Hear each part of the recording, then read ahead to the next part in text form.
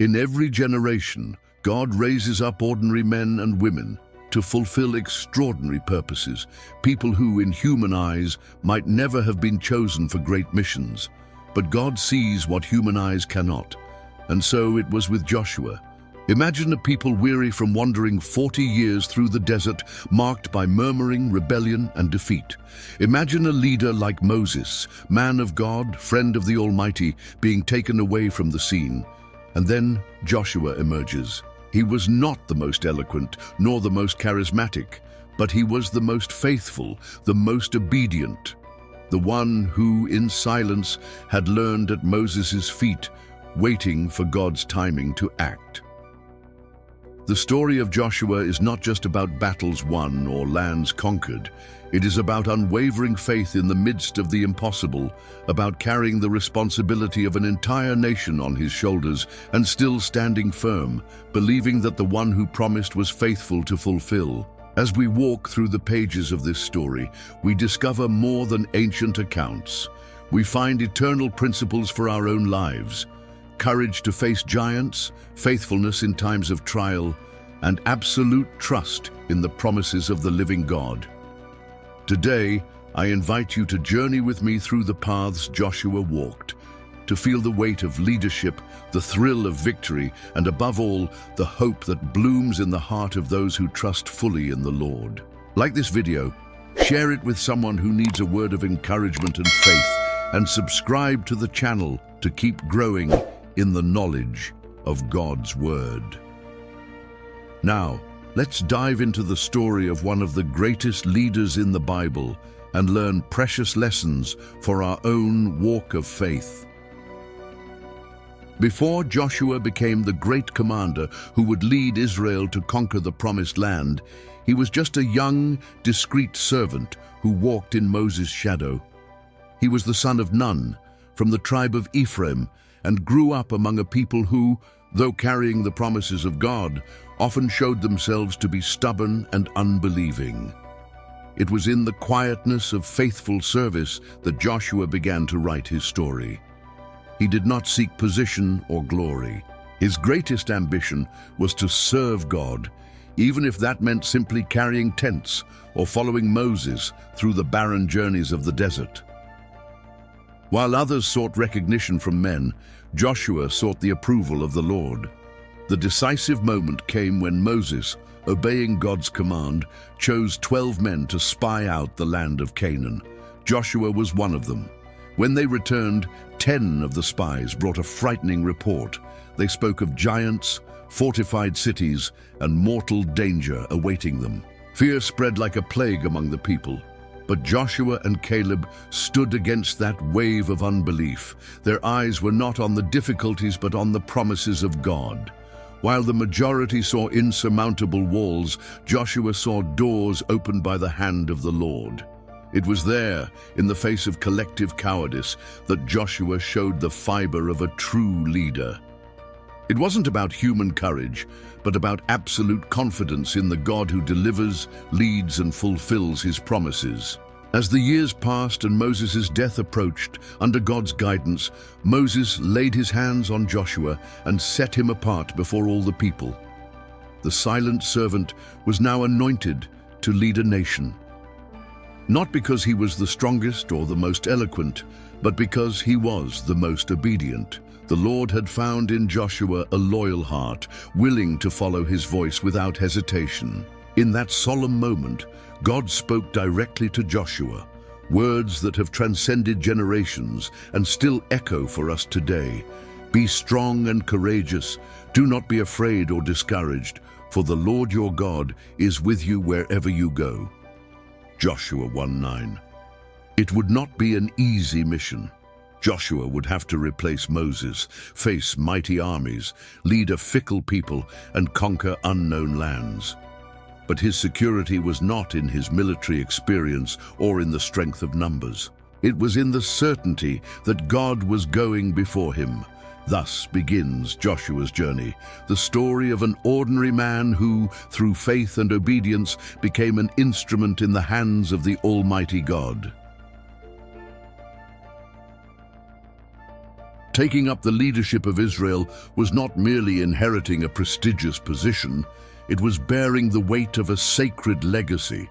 Moses was no ordinary leader. He had spoken with God face to face, had received the tablets of the law, and had been the instrument of liberation from Egypt's slavery. How could Joshua, a mere servant, walk in those same footsteps? The people felt this tension too.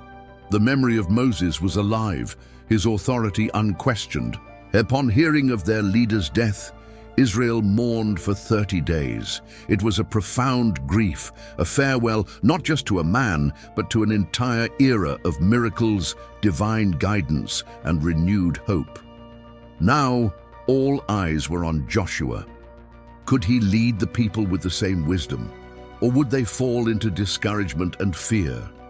Joshua knew that to fulfill his mission, military strength and strategic intelligence would not be enough. True leadership power would come from something much greater, intimacy with God and obedience to His word. And this was precisely what the Lord commanded when passing the baton of leadership to him. God said to Joshua, "Only be strong and very courageous, being careful to do according to all the law that my servant Moses commanded you. Do not turn from it to the right hand or to the left, so that you may have good success wherever you go."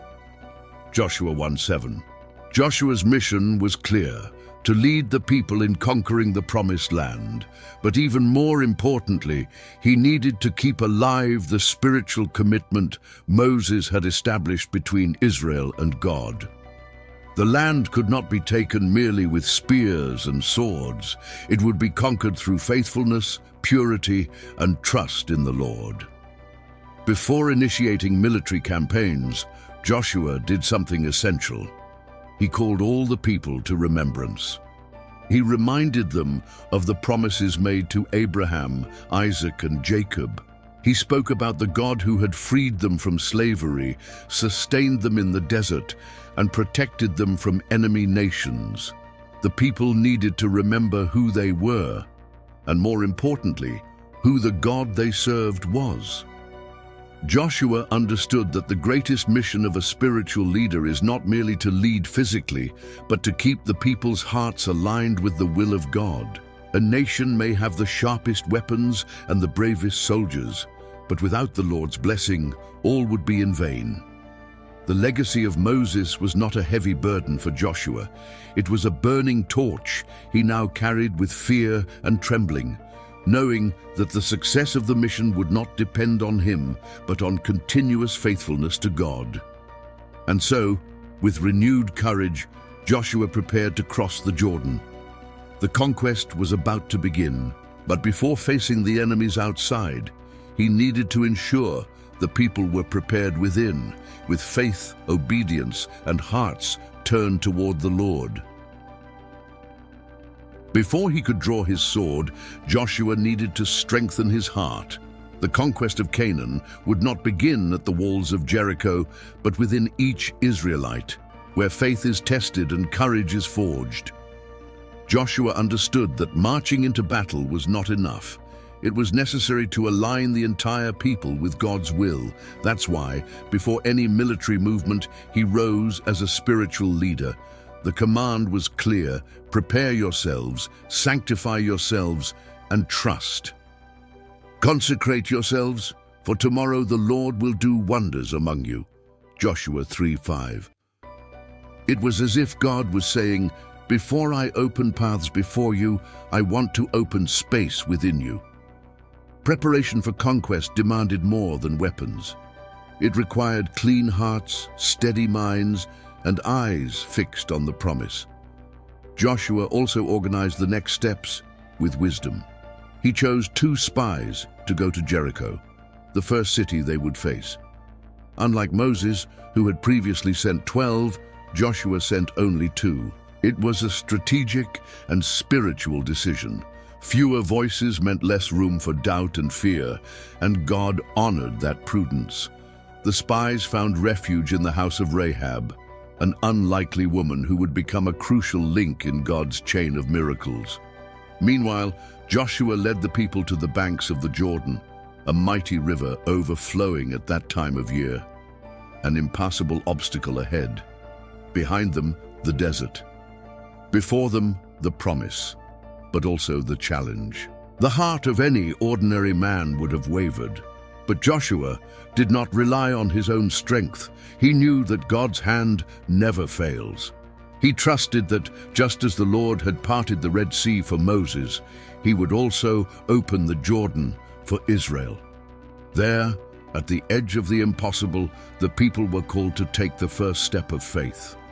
The priests, carrying the Ark of the Covenant, the symbol of God's presence, were to step into the waters first. Only then would the miracle happen. No miracle would be granted to those who waited passively. It required advancing by faith. Thus, before the fearful eyes of the people, the priests stepped into the river, and the impossible happened. The waters parted. A dry path emerged where there had once been a raging current. Once again, God showed that for those who obey him, there are no impassable barriers. The crossing of the Jordan was not just a supernatural feat, it was an eternal lesson. Victory begins when the people of God decide to trust and obey, even before seeing the miracle. Joshua was ready. The people were prepared. Now, the walls of Jericho stood on the horizon, and the faith that moved their steps would lead them to their greatest victories. The sun had barely risen on the horizon when the Israelites began to move. There was a quiet tension in the air, a mixture of fear and hope. In front of them lay the Jordan River, mighty and overflowing, threatening and seemingly impossible to cross, with an entire multitude of men, women, children, and animals. Behind them was the desert they had left behind, filled with trials and tears. Before them was the promise of a new land, a new life. Joshua did not hesitate. Following God's instructions, he ordered the priests to take up the Ark of the Covenant and march toward the river. The Ark was not just a sacred object. It represented the living presence of the Almighty God among his people. Wherever the Ark went, God's presence went with it. And where God is, nothing is impossible. The priests moved forward. Each step brought them closer to the impossible. And then, without warning, when their feet touched the turbulent waters, something extraordinary happened. The river stopped. The waters flowing from upstream piled up in a great heap a long distance away, near the city of Adam. The waters flowing downstream drained away toward the Dead Sea, and before the people, a path of dry ground opened. Imagine the scene, men and women staring in amazement, children running across the dry riverbed, elders crossing with tears in their eyes, priests standing firm, holding the ark in the middle of the river. God had once again demonstrated his sovereign power, not by human strength, but by his own hand, making a way where there was none. The crossing of the Jordan was not just a display of power, it was also a memorial. Joshua ordered 12 men, one from each tribe, to take 12 stones from the middle of the river, exactly where the priests had stood. These stones would be set up as a monument in Gilgal, so that in the future, when the children of Israel asked what those stones meant, their parents could say, "Here, the Lord made a way for us. Here, he fulfilled his promises." God knew that the human heart is prone to forget. That is why he commanded them to build visible reminders, eternal testimonies of his faithfulness, so that each generation would remember that the conquest of Canaan was not the result of human strength, but of divine grace. The miracle at the Jordan was the final confirmation. God was with Joshua, just as he had been with Moses. Joshua's leadership was legitimized not by eloquent speeches or human bravery, but by the seal of the supernatural, by the direct intervention of God. As they set foot firmly on the other side, the Israelites were no longer a wandering people. They were heirs of the promise, ready to face their giants, assured that the God who opened the Jordan would also bring down every wall standing before them. They had left the desert behind. Now Canaan lay before them, and nothing would ever be the same again. The city of Jericho was a fortress. Its walls towered high and thick, protecting its inhabitants and daring any invader to approach. From a human perspective, conquering it seemed impossible, but Joshua knew that before God, no wall is insurmountable. Joshua approached the city to scout the land. As he walked alone, seeking direction, he had an encounter that changed everything. A man stood before him with a drawn sword. He was no ordinary warrior. He was the commander of the Lord's army himself. With humility, Joshua fell to the ground and asked, "Are you for us or for our adversaries?" The answer was clear. "Neither. I have now come as commander of the army of the Lord." It was God reminding Joshua that the battle of Jericho would not be won by Israel's might, but by heaven's power. Victory would belong to God. Joshua's and the people's role was simply to obey. The strategy they received was unusual, different from any known military tactic. For 6 days, they were to march silently around the city once a day, following the Ark of the Covenant, while the priests blew their trumpets. On the 7th day, they were to circle the city 7 times. Then at the end, at the sound of the trumpets, all the people were to shout with a great cry. Imagine the scene. An entire army silently circling the city day after day under the mocking gazes of Jericho's soldiers. To natural eyes, it seemed like madness, a humiliation. But to God, it was obedience preparing the ground for a miracle. On the 7th day, after the 7th circle, the command was given. The trumpets sounded with a mighty blast, and the people shouted with all their strength. Then the walls trembled, shook, and collapsed. They were not brought down by battering rams or by fire. They fell by the invisible hand of God in response to the faithful obedience of his people. Jericho was delivered into Israel's hands. The entire city was destroyed, except for the house of Rahab, the woman who had sheltered the spies with courage and faith. Her family was spared, fulfilling the promise the spies had made in the Lord's name. The fall of Jericho teaches an eternal truth. Obedience to God, even when we don't understand his ways, is the key to tearing down the walls that block us from his promises. Joshua and the people learned that the Lord's battles are won not by the strength of arms, but by the surrender of the heart. And that victory, for those who trust and obey, is guaranteed even before the first step is taken. The walls fell, and with them, once again, God showed that nothing can stand against his power.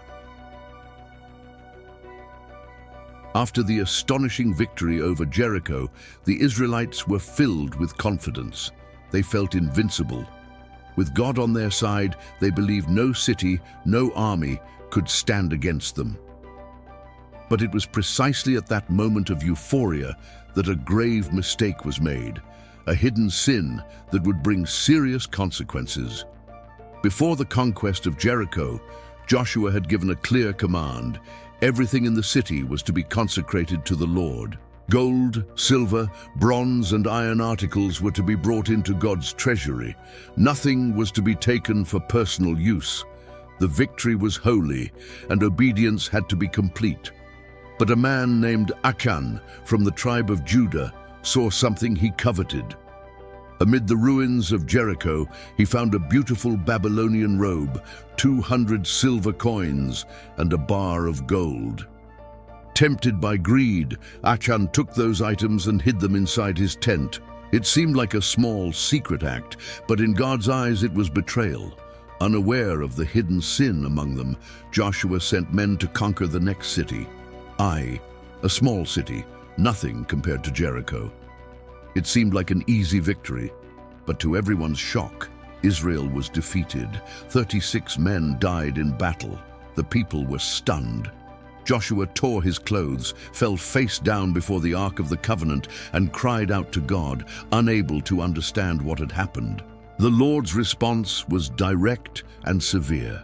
There was sin in Israel's camp. Someone had taken what was consecrated to the Lord. As long as the sin remained hidden, God would not grant victory to his people. It was a harsh but necessary lesson. The conquest of the promised land would not be achieved through strength or courage alone, but through holiness.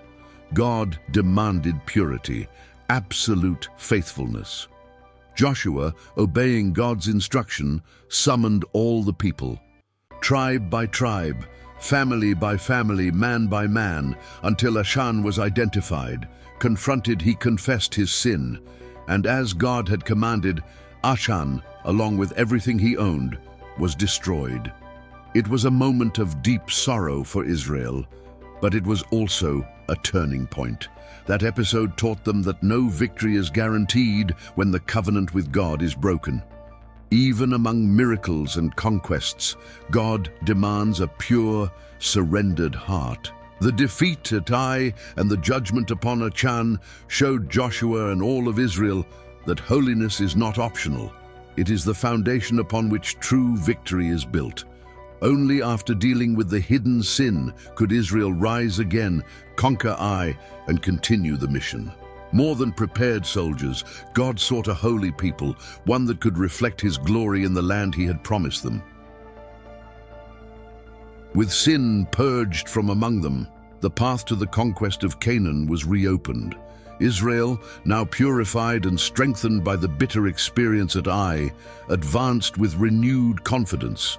But more importantly, they advanced with the certainty that it was God fighting for them, not their own strength. Joshua led the people with strategy and wisdom, but above all, with total dependence on the Lord. City after city, kingdom after kingdom, their enemies fell. The victory at Ai was just the beginning of a series of triumphs that would sweep across Canaan, fulfilling the promise God had made to Abraham centuries earlier, that the land would be given to his descendants. Upon hearing of Israel's approach, some cities united to resist. Others, like Gibeon, sought treaties of peace, even if through deception. Joshua, alert and firm, led the people not only with the sword, but with discernment. One of the most remarkable moments of this campaign occurred when 5 Amorite kings joined forces to attack Gibeon, now an ally of Israel. Joshua, with God's blessing, marched all night to come to Gibeon's aid. What followed was an epic battle. God hurled great hailstones from the sky upon the enemies, causing more deaths than the swords of Israelite soldiers. And then, in an act that defied the very order of the universe, Joshua cried out to the Lord, and before the eyes of all Israel, the sun stood still and the moon stopped. A whole day was prolonged so that God's people could complete their victory. There has never been a day like it before or since, a day when the Lord listened to a human being. Surely the Lord was fighting for Israel. Joshua 10:14. The campaigns continued. Joshua defeated mighty kings, conquered seemingly unbreakable fortresses, and distributed the land among the 12 tribes of Israel according to God's direction. Every portion of land was more than just territory. It was the visible fulfillment of promises God had made to the patriarchs. And as always, God was faithful.